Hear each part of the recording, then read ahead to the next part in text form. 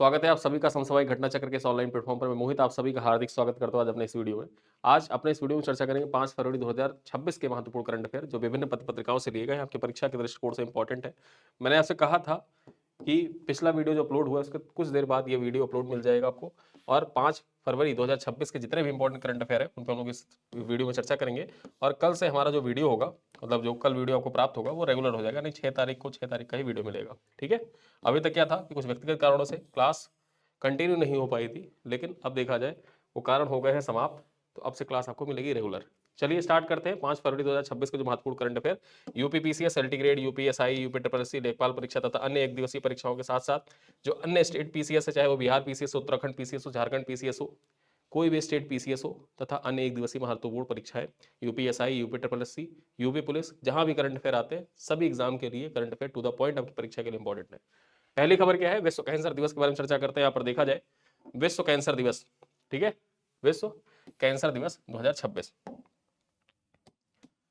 4 फरवरी 2026 को दुनिया भर में विश्व कैंसर दिवस मनाया गया, और इसका नेतृत्व देखा जाए union for international cancer control के द्वारा किया गया। Union for international cancer control के द्वारा किया गया।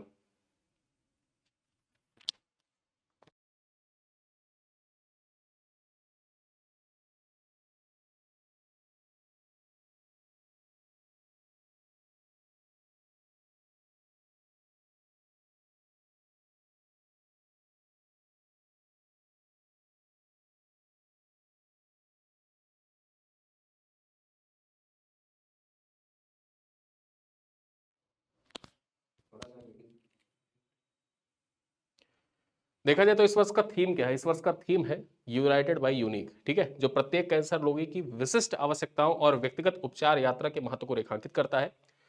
इस दिवस की शुरुआत सन 2000 से पेरिस शिखर सम्मेलन के दौरान हुई थी, और इसका मुख्य उद्देश्य कैंसर से जुड़ी जो भ्रांतियां हैं उनको दूर करना है, शीघ्र निदान को बढ़ावा देना और उपचार के वैश्विक असमानता को कम करना है।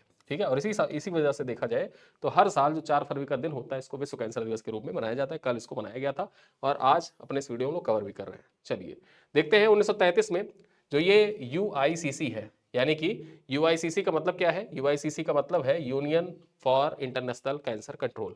ठीक है, इसकी स्थापना कब हुई थी, इसकी स्थापना 1933 में हुई थी, और 170 देशों में देखा जाए ये कार्यरत है। चलिए आगे देखते हैं। सुप्रीम कोर्ट में खुद पैरवी करने वाली देश की पहली मौजूदा मुख्यमंत्री कौन बन गई है, यहां पर देखा जाए ममता बनर्जी बन गई है। ठीक है, पश्चिम बंगाल की मुख्यमंत्री ममता बनर्जी देश की पहली ऐसी मौजूदा मुख्यमंत्री बन गई है जिन्होंने सुप्रीम कोर्ट में स्वयं अपने मामले की पैरवी की है। उन्होंने भारत निर्वाचन आयोग है, इलेक्शन कमीशन ऑफ इंडिया के विरुद्ध बंगाल में मतदाता सूची के विशेष गहन पुनरीक्षण यानी कि जो एसआईआर हो रहा है उसको लेकर अपनी दलीलें पेश की है। कलकत्ता हाईकोर्ट के एक फैसले को चुनौती देते हुए उन्होंने मतदाता सूचियों पर पारदर्शिता और प्रक्रियात्मक त्रुटियों पर सवाल उठाए हैं। ठीक है, जिसके बाद क्या किया कि सुप्रीम कोर्ट ने इलेक्शन कमीशन ऑफ इंडिया के खिलाफ और जो इलेक्शन कमिश्नर है दोनों के खिलाफ नोटिस जारी की है, जवाब मांगा गया है। यहां पर बात करें तो मुख्यमंत्री का सीधे अदालत में जिरह करना संवैधानिक और कानूनी गलियारे में चर्चा का केंद्र बना हुआ है। बहुत कम लोग यह जानते हैं कि ममता बनर्जी के पास देखा जाए कानून की डिग्री यानी कि एलएलबी की डिग्री है, और वे एक नामांकित अधिवक्ता रही हैं, जिसके कारण उन्हें इन पर्सन पैरवी करने का संवैधानिक अधिकार मिला है। ठीक है, चलिए आगे देखते हैं। अगली खबर क्या है, दिवाकर जयंत बने हैं नौसेना आयुध के नए महानिदेशक। दिवाकर जयंत जो है ये नौसेना आयुध जो है उसके नए महानिदेशक बन गए हैं। इंपॉर्टेंट हो जाता है नियुक्तियों के संदर्भ में, ये पॉइंट इंपॉर्टेंट है। यहां पर देखा जाए वरिष्ठ अधिकारी दिवाकर जयंत ने नौसेना मुख्यालय में director general of naval apartment, ठीक है, armament, sorry, director general of naval armament का पदभार ग्रहण कर लिया है। यहां पर देखा जाए वे पी उपाध्याय का स्थान लेंगे। इंडियन नेवल आर्मामेंट सर्विस के 1991 बैच के अधिकारी हैं जयंत। नौसैनिक आयुध क्षेत्र में 33 वर्षों का व्यापक अनुभव है। उन्होंने अपने करियर के शुरुआत में नेवल आर्मामेंट ऑर्गेनाइजेशन से की थी। उनकी यह नियुक्ति भारतीय नौसेना की आयुध प्रणालियों के आधुनिकीकरण और परिचालन तैयारी को मजबूत करने में महत्वपूर्ण भूमिका निभाएगी। आगे देखें इलॉन मस्क के बारे में। इलॉन मस्क 450 बिलियन डॉलर के साथ इतिहास के सबसे अमीर व्यक्ति बन गए हैं। इतिहास के सबसे अमीर व्यक्ति बन गए हैं इलॉन मस्क। यहां पर चर्चा करें 4 फरवरी 2026 को इलॉन मस्क 852.5 बिलियन डॉलर, लगभग 77 लाख करोड़ रुपए की संपत्ति के साथ इतिहास के सबसे धनी व्यक्ति बन गए हैं। उनके नेटवर्थ में एक ही दिन में 84 बिलियन डॉलर की ऐतिहासिक वृद्धि हुई है, जिसका कारण क्या है, उनकी जो रॉकेट कंपनी स्पेसएक्स है और एआई स्टार्टअप एक्स एआई का जो विलय है विलय होने के कारण देखा जाए $84 बिलियन एक ही दिन में ऐतिहासिक वृद्धि हुई नेटवर्थ में। यहां पर बात करें 1.5 ट्रिलियन डॉलर मूल्य वाली इस नई इकाई में मस्क जो एलन मस्क है इनकी हिस्सेदारी कितनी है? 43% हिस्सेदारी है। ठीक है, ये जो नया यहां पर देखा जाए नई इकाई बनी है किसके विलय से? XAI के विलय से और SpaceX के विलय से जो नई इकाई बनी है उसमें 43% हिस्सेदारी एलोन मस्क की है। और इसी कारण से देखा जाए और इस इकाई का देखा जाए टोटल वैल्यू कितनी है? 1.25 ट्रिलियन डॉलर इसकी नेटवर्थ है। मस्क की कुल संपत्ति अब पाकिस्तान, श्रीलंका, नेपाल जैसे देशों के संयुक्त GDP से भी अधिक है, जो वैश्विक अर्थव्यवस्था में व्यक्तिगत तकनीकी प्रभुत्व के एक नए युग को दर्शाता भी है। ठीक है, आगे चर्चा करें। तीसरी खबर क्या है? यहां पर देखा जाए भारत को मिली एशियन राइफल पिस्टल चैंपियनशिप 2027 की मेजबानी। ठीक है, चर्चा कर लेते हैं। भारत ने लगातार दूसरी बार एशियन राइफल पिस्टल चैंपियनशिप 2027 की मेजबानी का अधिकार हासिल किया है। यह प्रतिष्ठित प्रतियोगिता 1 से 10 दिसंबर 2027 तक नई दिल्ली के करणी सिंह शूटिंग रेंज में आयोजित की जाएगी।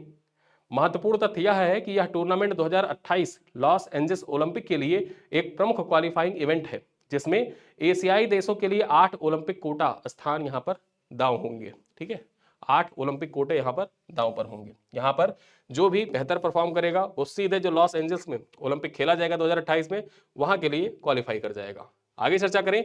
इसके अतिरिक्त भारत अप्रैल 2027 में ISSF विश्व वर्ल्ड कप जो है उसकी भी मेजबानी करेगा, जो देश को वैश्विक शूटिंग हब के रूप में स्थापित करने की दिशा में मील का पत्थर साबित होगा। चलिए आगे चर्चा करते हैं। हमारी अगली खबर क्या है?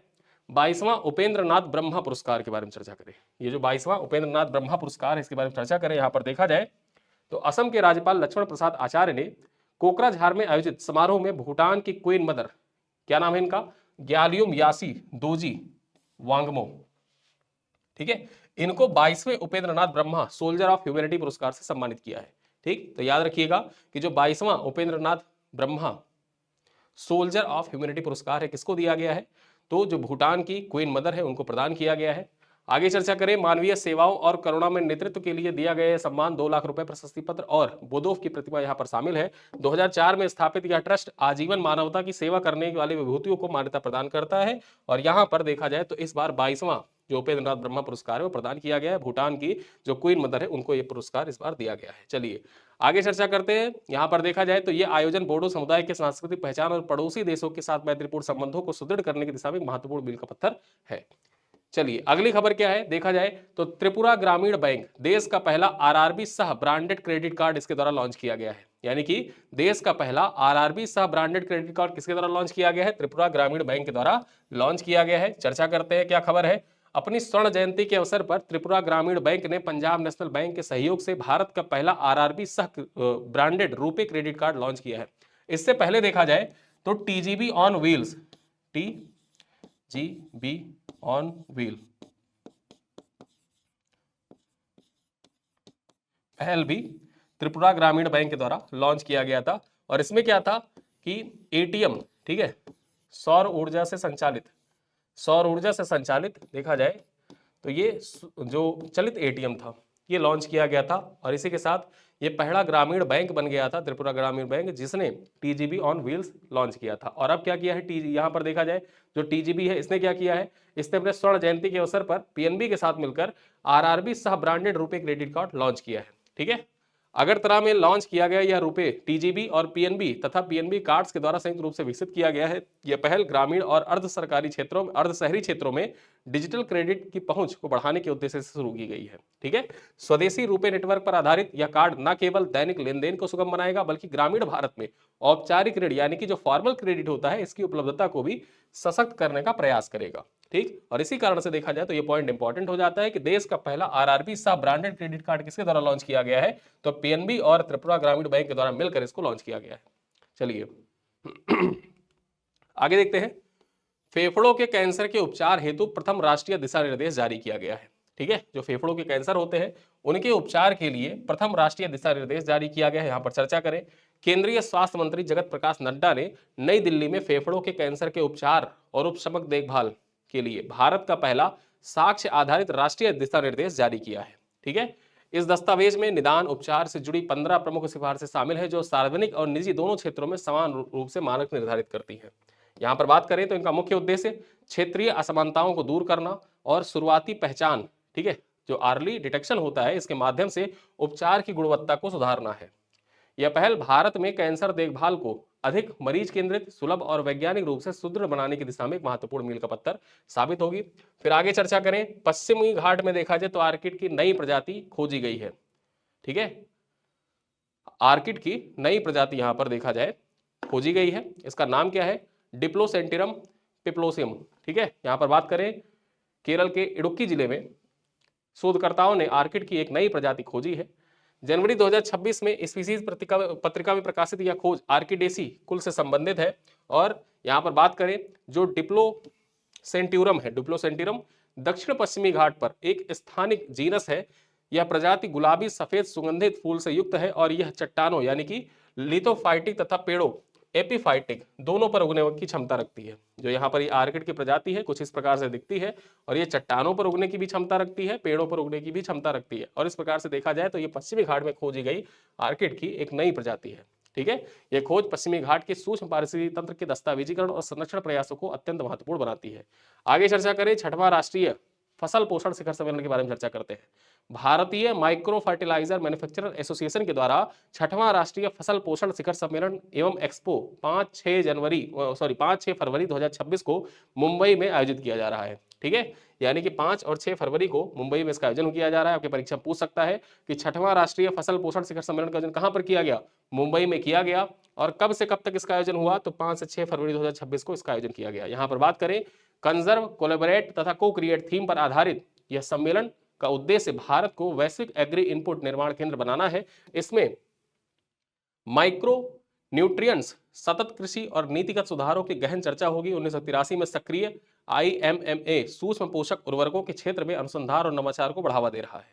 ठीक है, यह मंच स्टार्टअप और वैज्ञानिकों को मृदा उर्वरता, फसल उत्पादकता बढ़ाने हेतु साझा समाधान विकसित करने के अवसर पर प्रदान करेगा।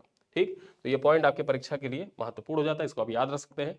अब कुछ प्रश्न हैं जिनके उत्तर आप कमेंट बॉक्स में दीजिएगा चलते चलते। सवाल क्या है? सवाल ये है कि विश्व कैंसर दिवस 2026 का उद्देश्य क्या है? किस उद्देश्य से विश्व कैंसर दिवस 2026 मनाया गया?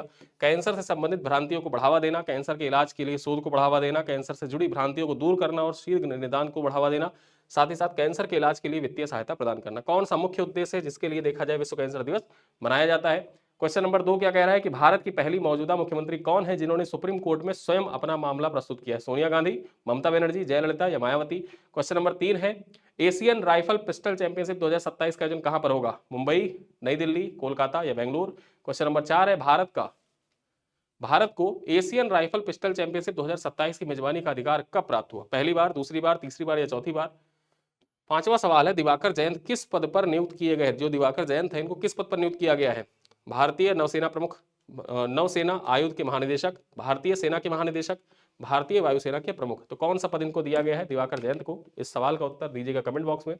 13 से 14 मिनट का ये वीडियो आपकी परीक्षा के लिए उपयोगी और 5 फरवरी के जो महत्वपूर्ण करंट अफेयर थे उसको यहाँ पर समाहित किया गया है। ठीक है, इसके साथ जो कल से हमारा वीडियो स्टार्ट होगा उसमें हम लोग अन्य महत्वपूर्ण तथ्यों पर चर्चा करेंगे। साथ ही साथ प्रयास करेंगे कि जो रिवीजन सीरीज हमारी चल रही थी, रिवीजन सीरीज को वापस से कल से कंटिन्यू किया जाए, क्योंकि यहाँ पर देखा जाए कुछ व्यक्तिगत कारणों से जो क्लास थी वो कंटिन्यू नहीं हो पा रही थी, लेकिन कल से वापस से सारी चीज़ें ट्रैक पर आ जाएंगी और वीडियो शाम को 7:30 बजे आपको प्रतिदिन मिलता रहेगा। इन्हीं सब बातों के साथ इस वीडियो को करते हैं समाप्त। मिलते हैं अगली क्लास में, तब तक के लिए धन्यवाद।